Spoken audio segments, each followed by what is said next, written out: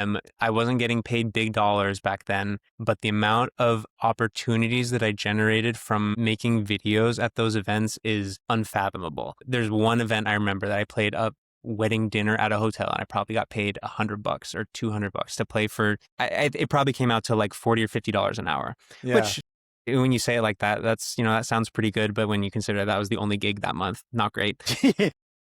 But I recorded probably 20 to 25 videos and had a generational run posting those on TikTok. And then Bad Bunny posted it on his story and stuff. So it's like, Let's go. take the opportunities to do that. And if you can, get that into your contracts. That's something, I mean, I don't have issues with that at this point, but get that in your contracts to be able to, that you can record content. Welcome to The Right Fit. Today, we're joined by Peter Marshall, also known as Lil Baby Grand, an acclaimed instrumentalist, producer, and songwriter based in New York and Miami. Peter has built a reputation for bringing energy, elegance, and unforgettable musical experiences to events of all kinds. Beyond the events world, he has released numerous original works, collaborated with industry-leading professionals, and is currently pursuing his PhD at NYU Stern School of Business. So I want to jump right into it. I know you're a busy man, but I'm curious, in a day of an accomplished producer, instrumentalist, songwriter, like what's a day in Peter Marshall's life look like? Well, these days, a day in my life looks a lot more like a Peter Marshall PhD student at NYU Stern. That's a pretty big time commitment. Investment banker type hours without investment banker type compensation. The good life. Yeah. But so as far as music stuff, I would say my life as a musician looks like little bits and pieces here and there where I can squeeze it in. An evening session when someone's in town that I'm working with, or a morning working at my home studio on a Saturday, something like that. That's about what it looks like for me. How much longer you have left in your program? I just started. I'm starting my second year now. Also, you're in the thick of it. I'm in the thick of it. Yes. All right. Yeah. Well, man, that's a big commitment, but still, pursuing your other passions and stuff like that and squeezing it all in. But I'm definitely curious about, the musical side of things as well. So, doing a research on you and, learning a little bit more about what's out there. You've released original music throughout your career. And so what's like, I guess, the process of creating and releasing your work? Like, how's that been like over the years? Has there been a lot of growing pains? Has it been just passion projects all around that stuff evolved? Yeah, there's a lot of learning processes with that, of course, and that will depend always on what kind of music you want to make. And that for me has changed also a lot over the years. When I first started out, it really started with just piano covers, which continues to be an important part of my catalog, but from there transitioning to doing some of my own piano originals, right? The piano skills were there. Those I've had for a while at this point. But yeah, there's definitely growing pains with learning how to use all the software that you need to do that, and all the different components that go into it, right? The sound engineering, the mixing, the mastering. And I continue to improve at all those things and learn new tricks that I wish I would have known years ago. And then of course there's a whole separate conversation about work that's done not solo. Solo work is easy in some ways compared to having to coordinate with collaborators and working together. But that's a joy at the same time, right? To be able to work with others. That's how I found it to be. That's interesting. Now, I know you mentioned like all these things, with the DAWs, or let's call it the softwares that you use for music and production and things like that, for people who are not familiar with a DAW is. But at the end of the day, was this something that you studied and went to school for, or you self-taught? How did that journey begin? Well, I'm not completely self-taught in that. I mean, I took piano lessons all growing up, and that was very much and continues to be the foundation for like my musical career and what I've been able to build. But everything else has been self-taught. I didn't go to Berkeley or Full Sail or conservatory or anything. I didn't even do like a music related undergrad degree. I studied econ. I'm in Wow. business school. So everything, yeah, learning Ableton, recording, everything else has been just on my own. Interesting. And so how old were you when you started learning the piano? Really little. I mean, I think there's pictures of me playing the piano from when I was like 2. Wow. But as far as formal lessons, I want to say that would have been like 6 or 7, something like that. Wow. And it's something you just kept nurturing along the way. You never like got sick of it and say, I don't want to do this anymore. I didn't. Yeah, like I come from a pretty musical family. My parents both sing and play some instruments and stuff. So and I have four siblings, and all of us, at least at some point, started playing the piano. So I think there was a little bit of a forcing there. I think everyone was forced to start the piano, but no one was forced to stick with it, and I'm the only one that did. So yeah, no, I never got tired of it. Never, I don't recall ever feeling like I wanted to quit. Yeah. So that's when it's like, all right, this is a passion more than just like, something you like, or, forced to do by your parents. So that's awesome. Yeah, definitely, definitely. So the piano, something that you've been holding on to for as long as you can remember, pretty much, has brought you, or maybe helped you, get into some spaces with, like you mentioned, collaborators. And we saw that Tainy was somebody that you've worked with. And so, is there something that you feel like you learned, or something significant from maybe that experience? I mean, there's plenty of things that I've learned. I'll try to distill this down into two things. I'll say one thing that I learned from my participation in those creative processes, and then one thing um that I learned from him, I guess I'll say. All right. So hopefully that will make sense when I Yeah. explain what I mean. So the first one is really just the your inability to make sense of the things that can come to you from putting yourself out there. He genuinely found me from me posting piano videos of myself on Instagram. Like one day I look at my notifications, Tainy followed you, and then like half hour later in my DMs, hey bro, I have a project. I think your piano style would fit, whatever, right? So it's like just crazy shit Yeah. that you could never have dreamed of, right? So it's like from there, it was very much, it became very clear to me. It's like, don't second guess for a second putting yourself out there doing the thing that you love, because you never know who might be watching. And then, so that's one thing. And then as far as watching his creative process through, so that first album that I worked with him on, Tata, which is very critically acclaimed, Grammy nominated, beloved album in the Latin music space. Just the thing that I took away from that is the power of having like a very defined creative vision and just executing it.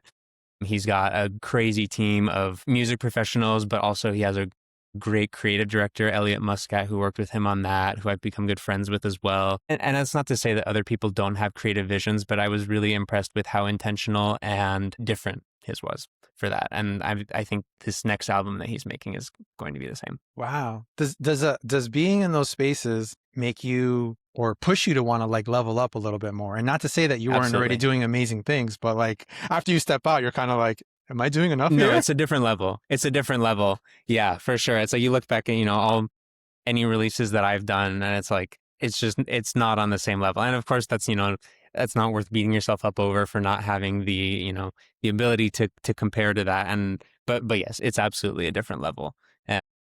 Not just of financial investment, but of creative investment and intentionality in doing these big rollouts and building a visual brand and all this storytelling that goes around that whole thing. So that's definitely something that I aspire to get closer to in the future. That's amazing. I think those experiences can be game changing in that sense. I was actually having a conversation with somebody the other day, and almost kind of like giving that analogy, whether I don't know, I was giving like a sports analogy or something like that, like a soccer player, because the World Cup's going on. And it was kind of like, if you're a soccer player playing in a team that is not like really high competitive level or whatever, this and that, it's like you're going to do okay. But if you go to another team that's like performing at a crazy, like your level is probably going to go up naturally, because the people you're surrounded by are going to kind of push you to get there. If not, it's like you're going to sink or swim in a certain extent.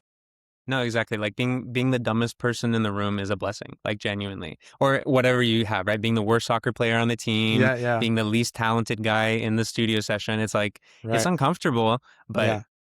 like there's nothing that will help you more. Right, right. And it's interesting how that can be a push to the next level. But a lot of times, because we're all creatures of habit and sometimes comfort, we do not want to feel like the dumbest person in the room, or like, the weakest link, or whatever the case may be. But I think if we looked at it from the other end and saying, this can push us to the next level, make us do something that's better or greater or whatever it is that you're aspiring to do, I think is important.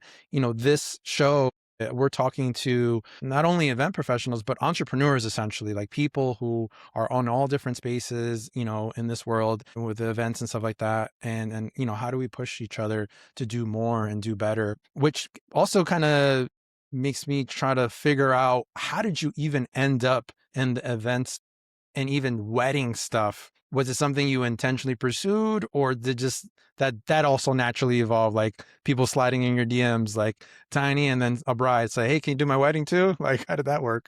Yeah, no, it was more the latter, and the brides came first before Tiny. To Okay, be clear, okay, I mean, I had blown up on social media. I guess it had been at least like a year. I would say like a year before Tiny saw me. Like I had kind of had my first viral TikToks, Instagram Reels, and stuff, and so that was where it came from. Yeah, it's like in the comment sections there will be some of the videos that pop off. It'll always be brides being like, "Oh, I need this for my wedding." There's some people that say it kind of very jokingly, like, "Oh, I need this for my wedding."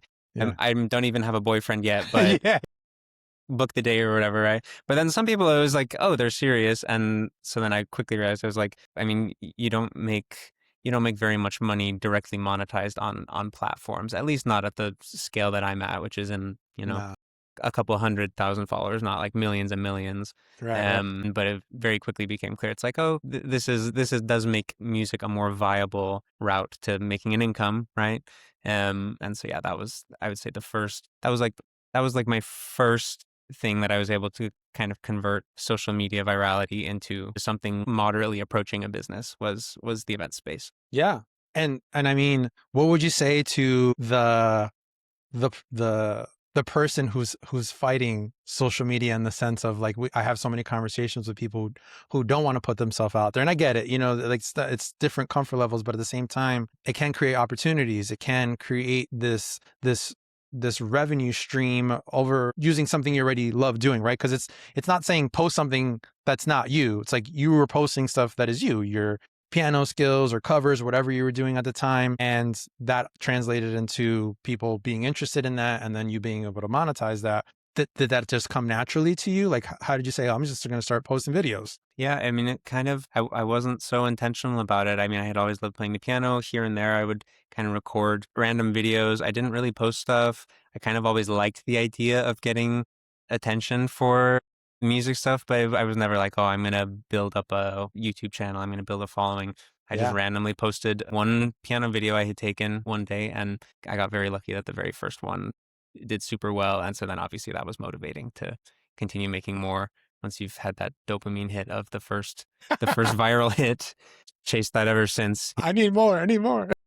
Yeah, exactly, exactly. And like literally, first I posted it was like a cover of Callaita, Uh-huh. that I had played. It was at an event that I had booked through one of the like gigging platforms, Gig Salad, I think it was, and I don't use them so much anymore because I source my own leads. But back then, when I didn't have those funnels, that was that was the only way I booked gigs and didn't make that much money doing it. Yeah. But I had randomly booked this one, decided to record myself playing Callaita by Bad Bunny, Yeah. posted it, 500,000 views, and that was that. So Wow. That's crazy. it was lucky. I don't think that's I wouldn't give that as advice that, just make a great video and you'll get 500,000 views on your first try. I don't think that'll happen. I think most people have to grind more than that. Yeah, but at the same time, I think that, yes, I think virality can obviously help. And I've had some viral videos, but I've also had a lot of, let's call it, non so viral videos that still have translated into leads, into bookings,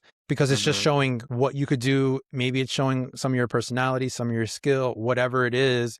I I'm finding more and more, and maybe this is just a generational thing, that people are gravitating way more to the person and the talent or whatever than like a blank canvas business, right? Just like if I had just a faceless business, I don't think it would do as well as like a personal brand, if that makes any sense, right? Pros and cons to both, but I feel like something that I've noticed too, that yes, one video can definitely change your life in a different way, the super mega viral ones. But at the same time, posting and consistently putting yourself out there can definitely help too, because I know creators on a smaller scale that are, doing a decent amount with their businesses because they are putting themselves out there. That's still the key. You still got to put yourself out there. No, 100%. I think you're spot on with the personal brand thing, right? It's like I think that's a very reasonable way to approach social media is I'm building my personal brand. If I'm able to find lots of people with this, then great. But if not, then at least the people who are able to it's almost in a sense it's like your portfolio, right? It's your business card. Like you said, you can be showing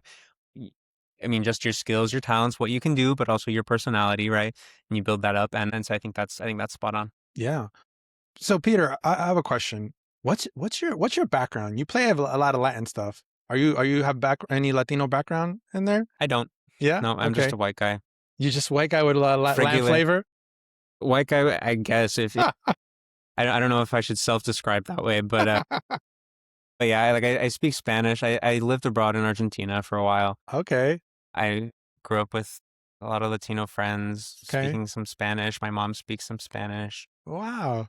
but she's not Latina. Okay. I Yeah. mean, I didn't want to judge by Peter Marshall, but the name didn't come Yeah. off as Latino. No, So, but I was like, it you sure never doesn't.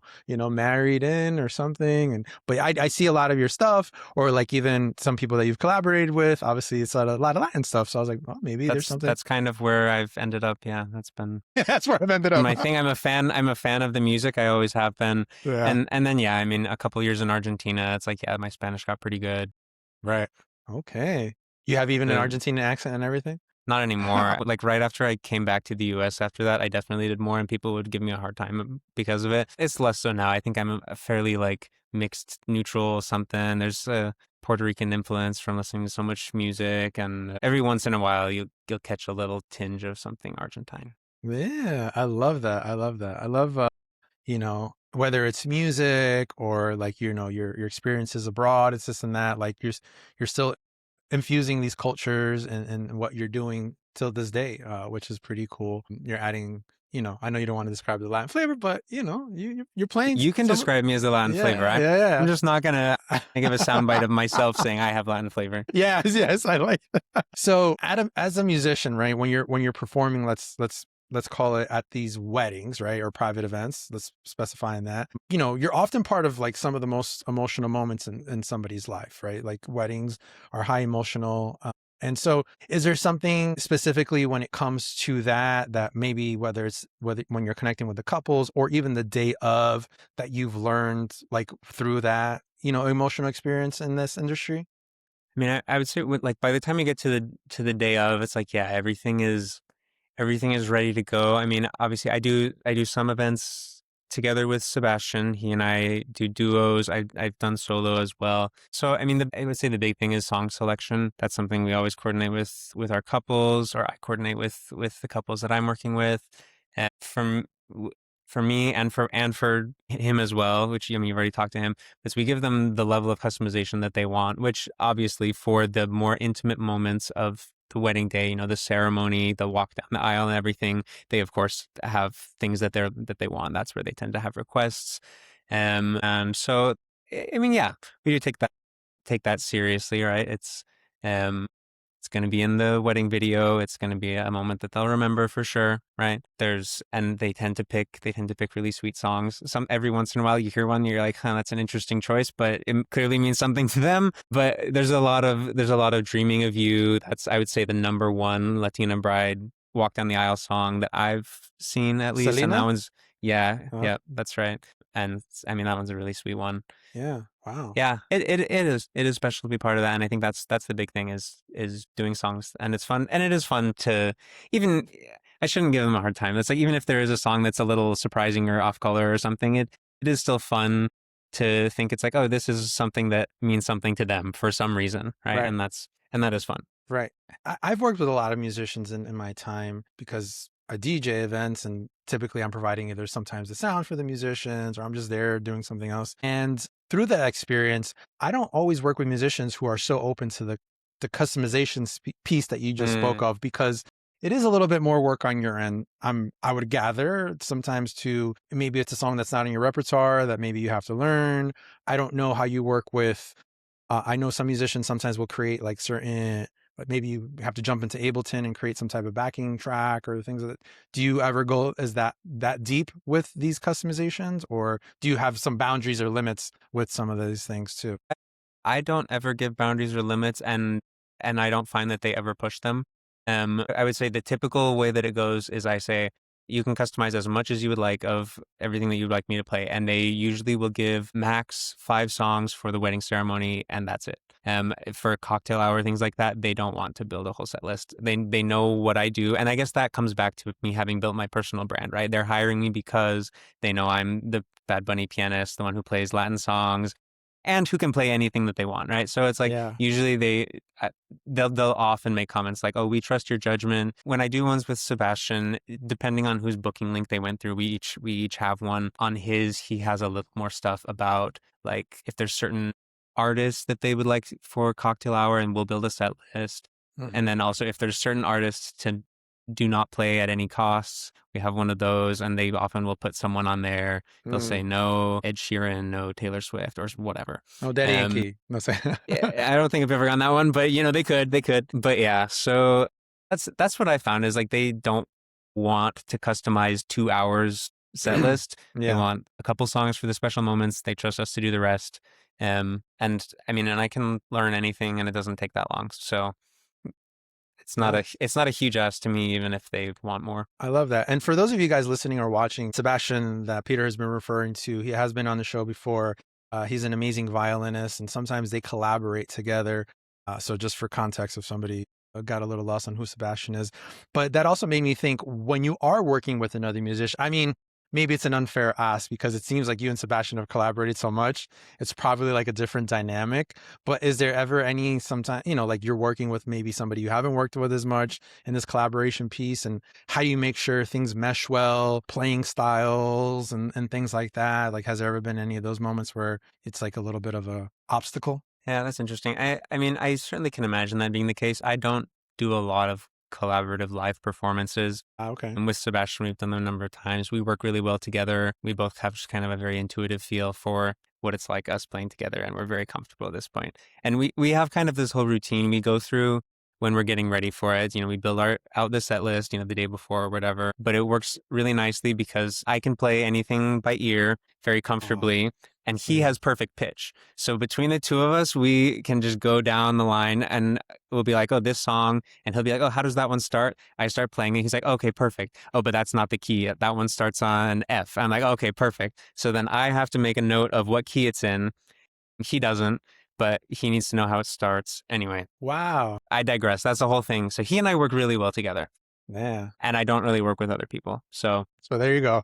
So Don't there you go. I'm just, sorry, I don't have anything more to offer there. Hey, look, I'm trying to get a little bit more of like this inner workings of musicians, and, so people also have a little bit more context, because I feel like when it's not your area of expertise, let's call it, sometimes as a outsider, we all have our perspective, right? Like everybody, like for me, like has a vision of a DJ, or everybody has a vision of what a photographer does, this and that. But like you might know a little bit, or maybe what you might see on a video real quick, but you don't really maybe understand. Like I have somewhat of understanding because I understand music a little bit of like what you're saying with perfect pitch and keys and stuff like that. But some people might be like, what is this guy talking about? But it's to say these guys are true professionals. And I love the fact that you mentioned that people don't push their boundaries as much because they do trust this brand that you've built and what you can do as an artist and your talents. And I think that's great, because I found that too over the years when I started putting stuff out there, or just kind of just saying, hey, look, this is me. Or if you like it, cool. If you don't like it, that's okay too. But then I started getting more of that too. Like, hey man, we hired you because we want you to do your thing, and Hmm. yeah, we're gonna maybe tell you what we like, what we don't like. We're giving you a little input, but still, we're not going to hear micromanage what you're doing and things like that. So maybe that connects with the personal brand conversation that we talked about briefly, and maybe why that's so important to continue to build for people more than ever. Because I do hear of business people, entrepreneurs who are constantly connecting with the wrong clients. Let's call it the red flags keep coming up and this and that. But it's also like maybe what you're attracting because you're not really putting like what you are, who you are out there, or at least maybe in a conversation with a couple or person, and, saying, hey, this is what I could do. This is what I'm good at, whatever, versus saying like, yeah, I'm going to do something I don't like, and then you're going to be miserable. They're probably not going to be happy. And what is that going to Yeah, lead to? Not a good experience. for sure. So what was this moment where, like, I mean, I don't know if this is the only thing that you do. I know you're a full-time PhD student, you're doing music at events and some other stuff with artists, but like was there like a light bulb, like a click moment that you're just like, okay, I can make some money off of this. I can be somewhat sustainable, or like how did that happen? Like how did you become like, hey, I just enjoy playing piano and putting videos out there, to like, okay, I can make this a business. Yeah. I would say the first big one was the first time I started making like real money from streaming, and that was a big one. And that's, I mean, it's hard to do, and it's hard for me to advise anyone to pursue that as your goal. It's a tough game to win, and I got lucky. But that for me was the moment that made me go, it's time to try music full time. Was when I started getting a monthly royalty check that was enough to pay the bills or close to it, right? And I have something that's fairly stable, predictable. I can project out into the future. I know what the rates are on everything, and I know what the numbers are that I've been pulling in, right? So something predictable, something stable. Certainly the interaction with Tainy, that original one, that was something that made me, you know, that makes you raises your vision, right? Makes you see that there might be something much higher than what I had imagined. But I would say that was the first thing. Was I in this must have been, I think it would have been around the start of 2022 or maybe the end of 2021 that I had some stuff that kind of started taking off on Spotify, on streaming platforms, and that was a big thing for me. And that continues to be, I mean, the revenue I generate from my catalog continues to be the biggest single source.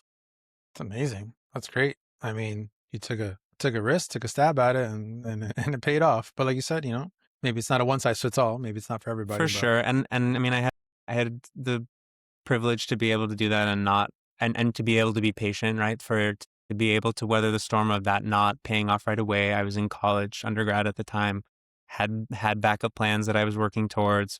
And I mean, you can see me now, even though I did make a full career out of it, I ended up deciding that I really liked one of those backup plans and wanted to go back and go to grad school. So yeah, I'm curious about that. So you've lived a musician's life, it seems, right? From events to being in production studios and all these other things. But you've continued your studies.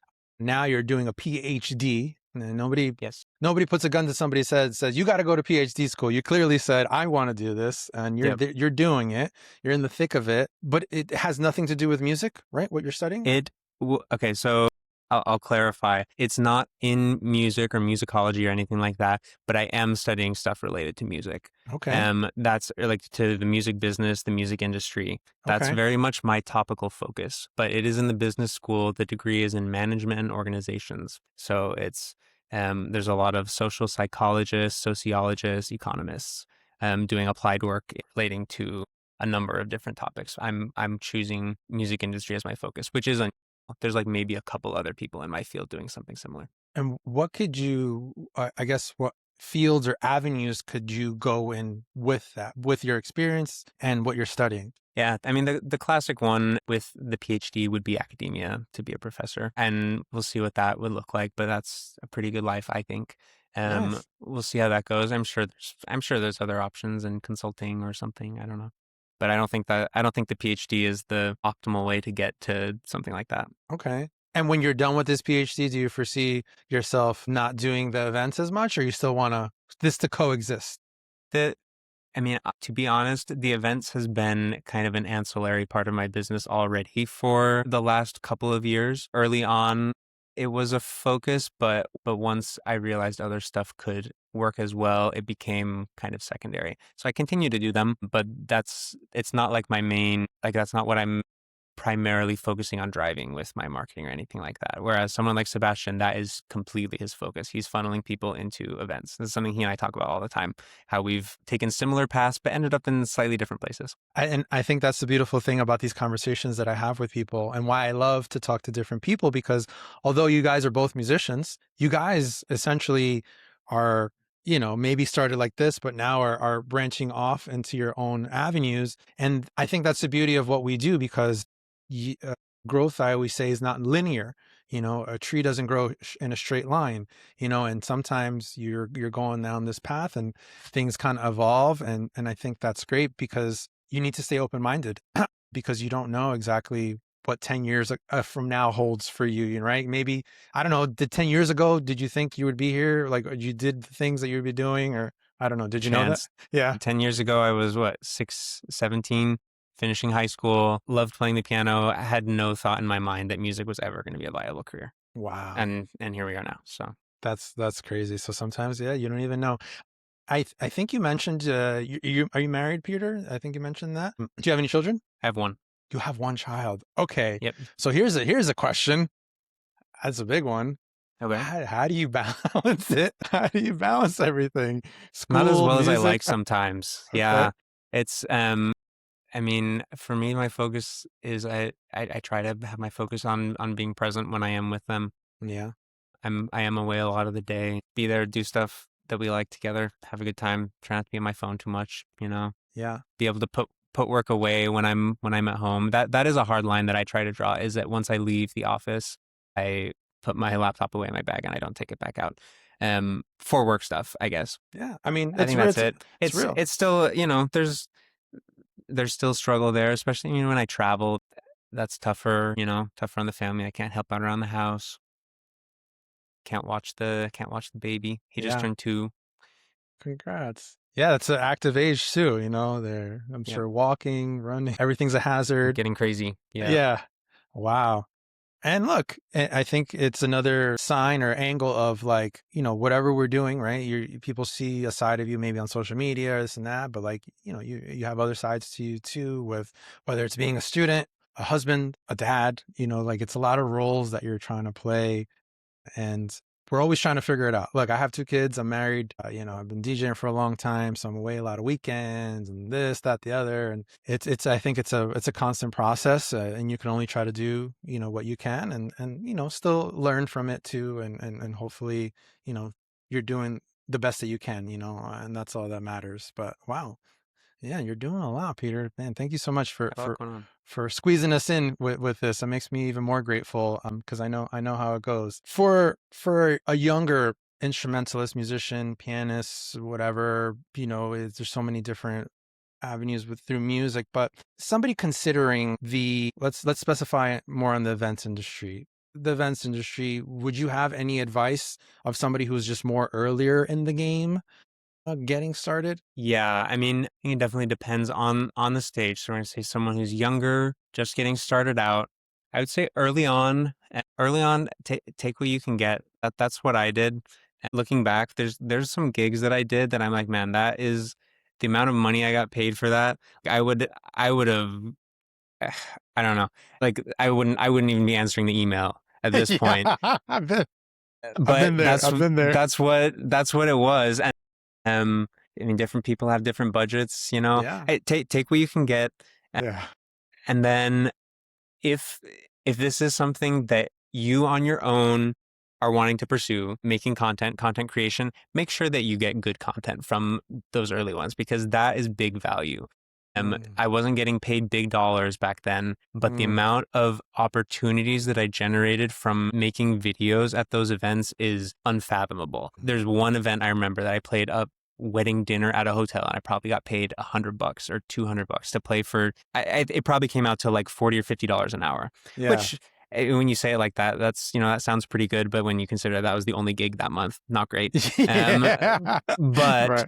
I recorded probably 20 to 25 videos and had a generational run posting those on TikTok. And then Bad Bunny posted it on his story and stuff. So it's like, Let's go. take the opportunities to do that. And if you can, get that into your contracts. That's something, I mean, I don't have issues with that at this point, but Yeah. get that in your contracts to be able to, that you can record content. Yeah. I mean, that's a valuable one. I don't think I've heard anybody say that one before. And I think it's kind of like in the mindset of like, you got to start somewhere. So, you Yep. know, it's not to say the goal is to be there forever, maybe at that rate or whatever, but you were able to maximize on those opportunities and not just, you know, monetarily say, well, you know, they're only getting paid X amount of dollars and that's it. You capitalize and saying, I'm going to generate some content out of this, which has value of its own. And you use that for marketing purposes. And I think you mentioned an important piece now is like a Peter that sounds like matured over the years is, you know, you put it in the contract. Like you said, you don't have any problem with it, right? Because people find you on social media. So it's probably expected at this point.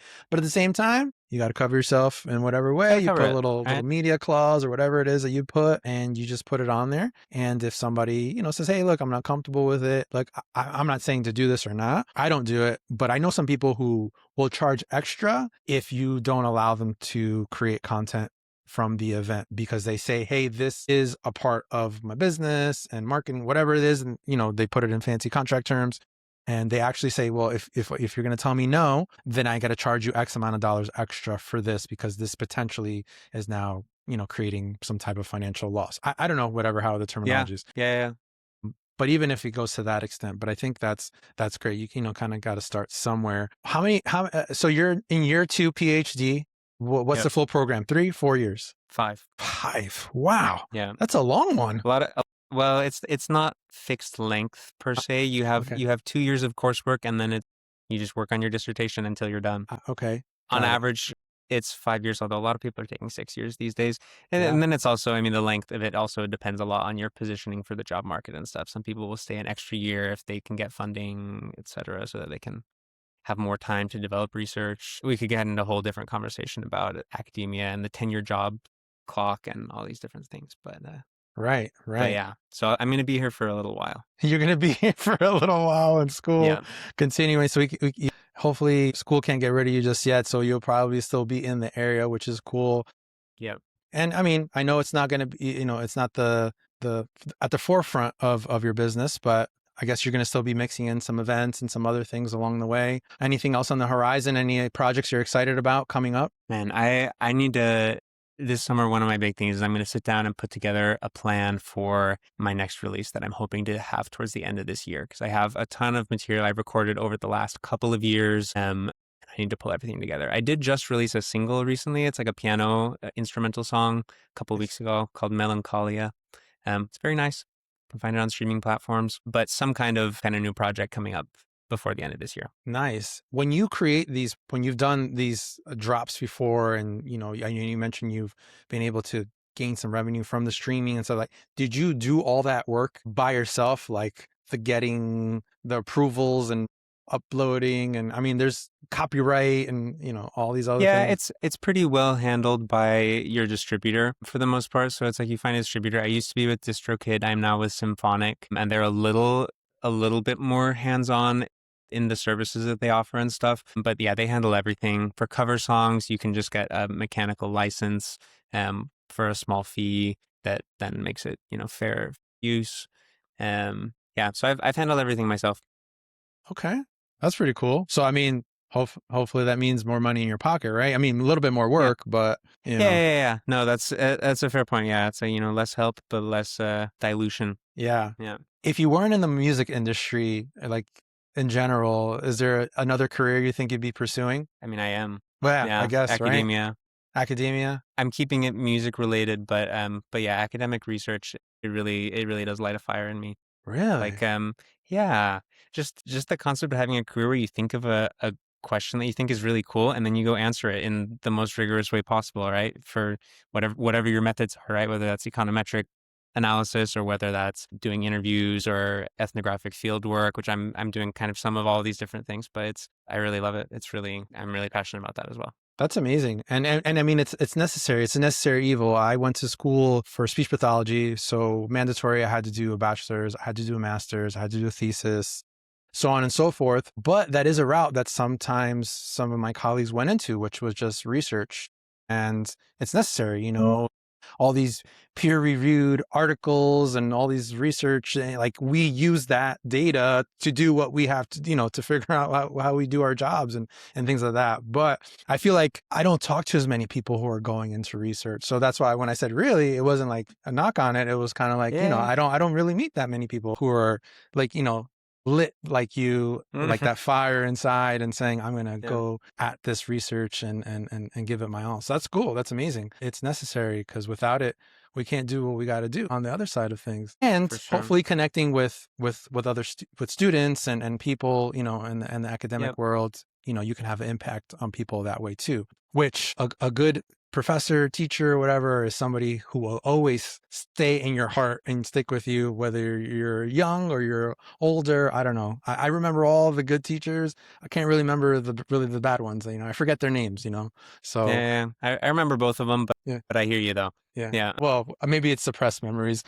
Yeah. Different psychological conversation. What's something you feel instantly kills the vibe at an event? Instantly kills the vibe at an event. I mean, okay, so me as a musician, here we go. I've got it. An instant vibe killer for me is when they don't have the logistics super well planned out. So for me, it's like how it tends to be. You have the ceremony and then you have the cocktail hour. Sometimes those are in the same space. Sometimes they're not planned out very well and they're like far away or they have a lot of separation. And when that happens, I mean, I don't bring two pianos to an event, so I have to move the setup to the separate space. And so when that's not well planned for, then the first 5 minutes of their cocktail hour, everyone's just kind of standing around awkwardly drinking their gin and tonic while they're waiting for the music to come in. And so it's like you can play something on a speaker, but then it's like, what, they're paying me for an hour of cocktail hour, and what now? 10% of it is just playing Spotify on a speaker. Anyway, Yeah. so that'll be my take. I feel like for the most part, the weddings that I've gone to have all been super good vibes. But that's one thing that sometimes there's a little friction. Yeah, no, that's a valid point and something that can be overlooked, but still not create that seamless experience. And what people don't think about is that that little transition, whether it's 5 or 10 minutes, can make a big difference, right? It makes a And big that difference on the vibes, right? Like those first minutes set the tone of what it's going to be like in a certain space or whatever. yeah. I mean, you can get it back, right? It's like then if it just puts pressure on when we come in, you gotta hit that first one, Yeah, yeah, you got to get go it in, come get it in going. hot for Yeah, sure. On the flip yeah. side of that, what do you think is a detail guests remember the most about an event? Detail I guess remember the most. I think they remember. I think they remember venue, view. That's something that I think you just can't manufacture. I mean, you can make a great event in any space, but I think it's hard to mess up a wedding that has a really great view. That's in my experience. The ones that, the ceremonies and just like on the beach or something like that. It's like that's memorable. Is that more your vibe? You're more like a beach versus like that classic NYC ballroom kind of style? Well, I mean, I can tell you what my wedding was personally. My Yeah. wedding was it was lower budget. We were both in college still. Oh, wow. And so we had it was in Utah. We had a venue that was more like a ballroom vibe.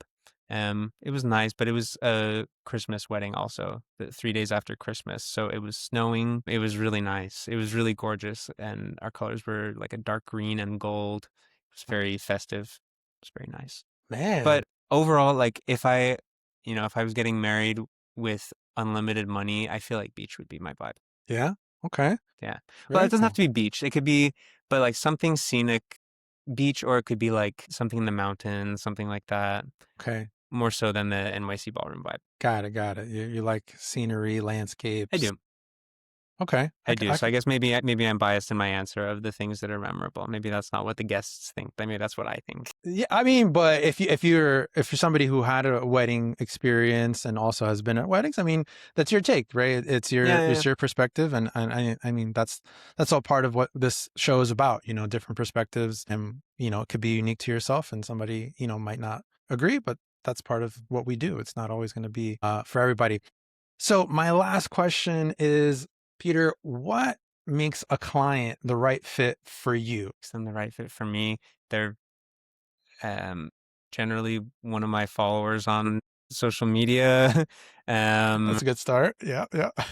generally Latino, Latina, at least one of them. Sometimes just one, which is fun Yeah. when you get mixed weddings like that. I was at a really cool wedding a few weeks ago with Sebastian that one of them was Latino and one of them was Jewish, but they had like a Jewish wedding but with Latino influence. It was very cool. Very cool Wow. wedding. Yeah, I've Here in done the those. city. Yeah. Yeah, I think I'm kind of a funny case where we have this kind of one-sided matching where I kind of hold all the power and they come to me and I choose who I want to work with. I mean, So basically that sorting in based on someone who follows me from the brand that I built. I look, I think that's a great place to be, and for people who are not there yet, that's okay. But I don't know. I mean, I don't have all the right answers either. But that's kind of like where I've kind of gotten to be, where it's like not everybody's going to be the best fit for me and my business and what I do. But when I'm interviewing somebody and they're interviewing me, we're interviewing each other. It's not just like a, hey, I'm just going to say yes to her. I mean, I've even had people just like, we could talk pricing, and I say, but we still have to talk. I still have to interview. I still have to Mm-mm. interview you. Like, just because I Yeah. give you a price doesn't mean you could book me yet. We still got to talk about it. Yeah. And I think that's important. And I mean, I resonated a little bit with like the mixed multicultural couple events because I feel like a lot of my clients end up being like that too. Like I literally had an event like you were describing. It was like we were doing the horror 1 second, and salsa the next second, and it makes a lot of fun. Bridging cultural gaps through music and things of that nature. I think is a lot of fun. Peter, Yeah. I know you're active on Instagram, TikTok. Are you still active on there as well? Yep. Okay. Is that where people can find you the most? Is there any where TikTok else? and Instagram are my main two platforms. I'm on YouTube as well. I'm on Spotify. I'm on whatever streaming service you listen to. Lil Uh, Baby Grand on all of them. let's go. Little Baby Grand. Check out his newest release, right? What was it called? Melancholia. Melancholia. I got to check that one out. Is there Yeah. something I can use at my events? Maybe it's, but maybe not. I don't know. It's like it's a very chill vibe. It's Very, piano music. yeah. Yeah. Okay. Okay. I got to check out your You stuff. can see, you could see. Yeah. I wouldn't bet the farm on it, but maybe for your study sessions, your focus, your work session. Yeah. That's kind of the niche that my music has fit into. People use it for their Really? focus time. Yeah. Yeah. I feel like that's become pretty big. I know a lot of people do that through YouTube when they stream. Like they'll stream like random videos of just like long Mm-hmm. things. And I mean, I don't know if you are or how much you are monetizing on YouTube, but if it's your stuff, I mean, I'm sure you can make Yep. a little bit off of No, that too. wanting to prioritize YouTube more, but Yeah. A lot of people are going to YouTube for music. mm-hmm. So, Peter, I am once again extremely grateful for your time here today, especially being such a busy person with school, with family, with life. This was definitely a great conversation to learn a little bit more about you, kind of, peel the onion a little bit more, let's call it. And I appreciate you kind of giving your take on things to hopefully help somebody along the journey here, whether it's a fellow musician, a fellow entrepreneur, or somebody who is scared to make that switch, right? Maybe like you, the academia was calling you and you're like, but I've been doing this piano thing and I don't know. Like, it's okay. You know what I mean? You just got to go for it. You got a whole life to figure everything out. Just do Yeah. stuff. Yeah. Yeah. Just do stuff. Hopefully, I don't know if you still kind of do events. Maybe one day we'll be able to work Yeah, together. And for sure. I appreciate whoever was listening and watching, checking us out today. And don't forget to stream and check out Peter's work, Lil Baby Grand, and obviously follow us on all the streaming platforms here as well. Hopefully, you guys will check us out on the next time and take care. Peace.